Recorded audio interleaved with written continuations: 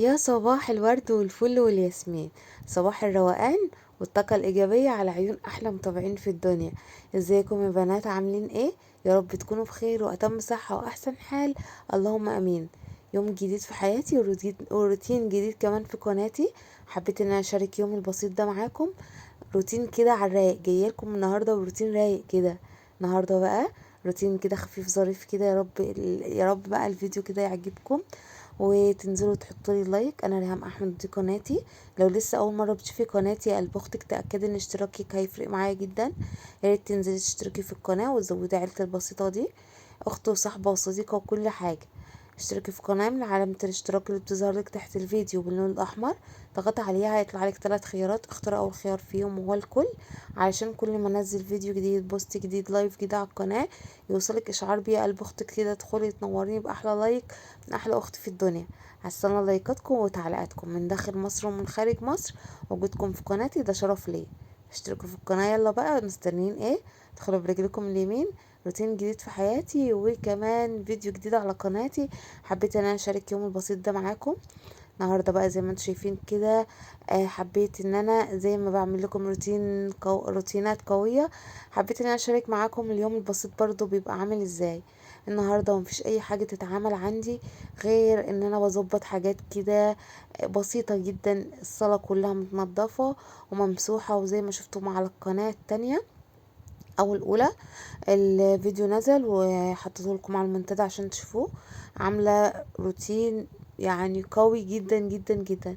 يلا بسرعة روحوا اشتركوا في القناة اللي هي الأولى وزودوني بقى، خلوني أقفل 9000 خلاص.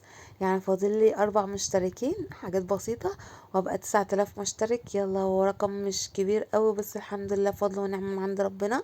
كل مشترك أو مشتركة بتدخل في القناة بتدخل بحاجة يعني ايه، بطاقة بتديها لي، طاقة إيجابية. فربنا يديمكم نعمة في حياتي، اللهم امين. هستناكم هناك تقولوا لي انتوا جايين من القناة دي. هستنى تعليقاتكم كمان وهستنى لايكاتكم. النهارده بقى كان الدنيا رايقة خالص، مفيش اي حاجة ان هي تتعمل غير ان انا اظبط شوية حاجات، امسح الشاشة، انفض الركنة مكان القعدة بتاعتنا. كل حاجة جاهزة ومية فل و14، مش محتاجة ان انا اعمل اي حاجة في الشقة. فنفضت الركنة وعدلت بقى الخدة ديات. احمد كان جامد درس، بيقول لكم حطوا لايك، حطوا له بقى احلى لايك لاحلى احمد في الدنيا. واخدت الشاشة كده مسحتها برضو، ونفضت المفرش اللي على الترابيزة بحيث الدنيا تفضل كده رايقة مدة طويلة. على قد ما بقدر ايدي على طول في الشقة، لان طبعا التنظيفات اللي ببقى عاملاها او الروتين اللي هو بيبقى قوي، روتين تنظيفات الشتاء، تنظيفات رمضان، الحاجات اللي احنا بنبقى متعودين عليها، الروتينات القوية دي. بحب ان انا احافظ عليها يعني بمعنى اصح. فايدي في الشقة على طول، اي حاجة تتلحوس اعملها، اي حاجة لو سنتوفة التراب كده لقيتها في الشقة امسحها على طول، بحيث ان انا اقدر ان انا احافظ على التنظيفة اطول وقت ممكن. طبعا كلنا بقى، مش هقول معظمنا ولا حاجة، لا ده كلنا متعودين ان يوميا نبقى ايدينا يعني ايه، بننظف، بنشيل، بنحط، بنمسح. فدي حاجة عادية جدا ان هي تحصل كل يوم، لكن التنظيفات القوية ما بنعملهاش كل يوم. فنحاول بقدر الامكان لما نعملها نحافظ عليها، بحيث ان احنا ما نجهدش نفسنا. برضو دي كلها بتبقى من صحتنا، بتبقى مجهود علينا، مش هنبقى منظفين ونرجع ننظف بعدها بكام يوم تاني. فبقدر الامكان ايدينا كده في الحاجة هتفضل نظيفة زي ما هي، او يعني هتفضل مدة طويلة نظيفة ومش هتأثر بأي حاجة، أي بهدلة أو أي حاجة زي كده. فنفضت الركنة ومسحت الشاشة وجبت بقى المكنسة كده اشفط الارضية، بحيث اي حاجة في الارضية برضو تتشفط ما يبقاش فيها تراب. والسجاد طبعا مغسول وكل حاجة رايقة على الرايق. يعني زي ما قلت لكم في الاول كده، روتين النهاردة على الرايق. السجاد مغسول، الحيطان مغسولة، الركنة مغسولة، كل حاجة متنضفة ومفروشة كده. مش محتاجة حاجة ان هي تتعمل فيها. فزي ما شفتم كده ما اخدش وقت خالص معايا. او الروتين بتاع النهارده كان خفيف كده. طلعت بقى على الجزء ده من الصاله. برضو هشوف برضو ايه اللي اتلحوس مثلا، ايه اللي مش في مكانه. هو ده اللي انا هعمله بس. وعاوزه اقول لكم ان انتي لما بتصحي من النوم كده تلاقي شقتك رايقه، مفيش غير حاجات بسيطه كده محتاجه ان هي تتعمل، يا بيبقى انجاز في حد ذاته او بيبقى احساس استمتاع بالنسبة لنا احنا كأمهات. انتوا زيي ولا ايه؟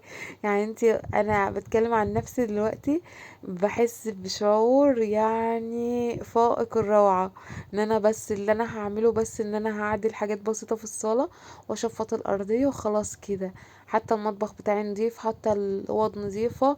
وكل دي روتينات نزلت على القناة اللي هي الاولى، روحوا بسرعة تشجعوا بيها وشوفوها. واهم حاجة لو وصلتوا هنا لحد هنا في الفيديو، يا ريت تحطوا اللايك، ويا ريت ما تنسوش بقى تطلعوا من القناة غير وانتم مشتركين فيها، وتفعلوا زر الجرس. اهم حاجة من داخل مصر ومن من خارج مصر، وجودكم في قناتي ده شرف ليا.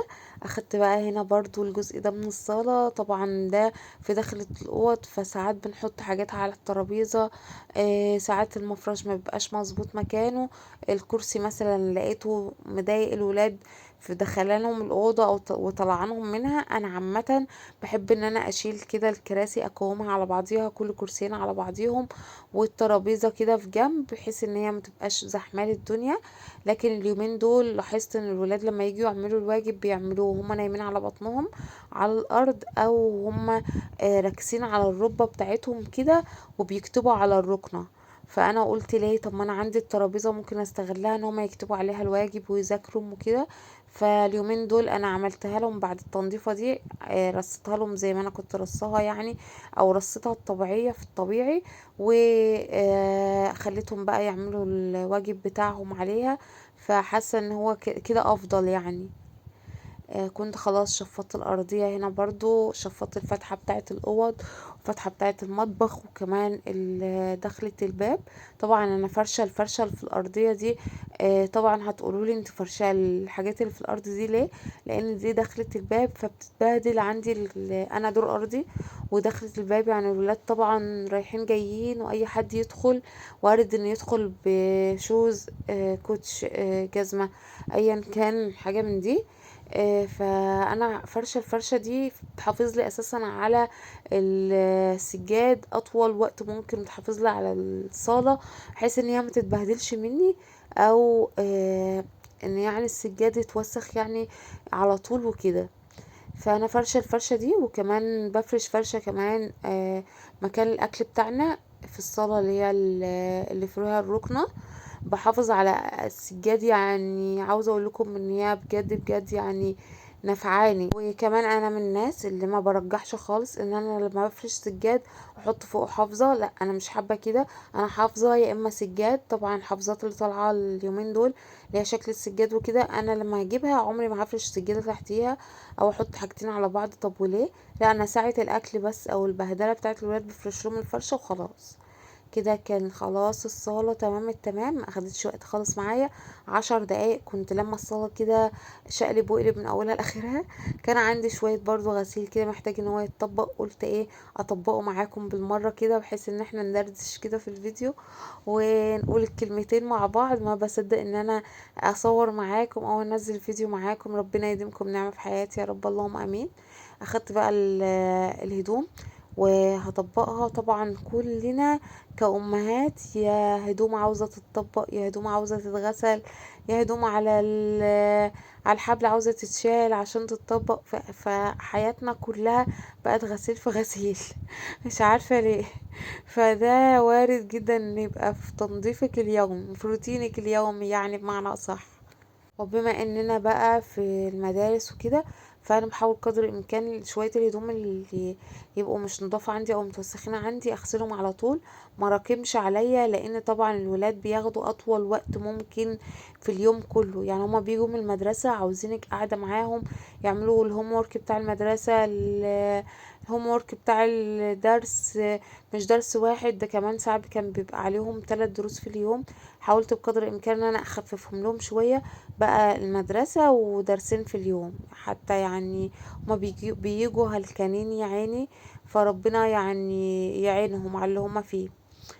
فالحاجة بقى اللي بلاقيها مش نظيفة بقوم غسلاهم دورين كده.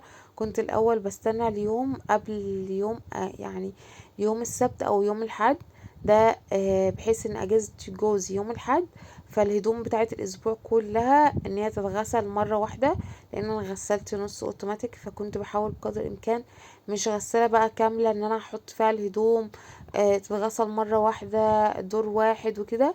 لا، فانا بغسل دورات، انتوا فاهمين يعني، ادوار. فبقول بقى ايه، لا هو اخر الاسبوع بقى الم الهدوم اللي عندي كلها وتتغسل مرة واحدة. فدلوقتي لا، بحاول بقدر الامكان بقى شويه الهدوم اللي يتوسخوا ما تقلش على نفسي، علشان طبعا اليوم ما فيهوش خالص. وعلى بال بقى ما اعمل الاكل، وعلى بال مثلا ما اغسل الطبقين، فهو تحسوا ان اليوم بيبقى ملعبك كده، فمبحبش ان انا اتقل على نفسي يعني زي ايام الاجازه وكده.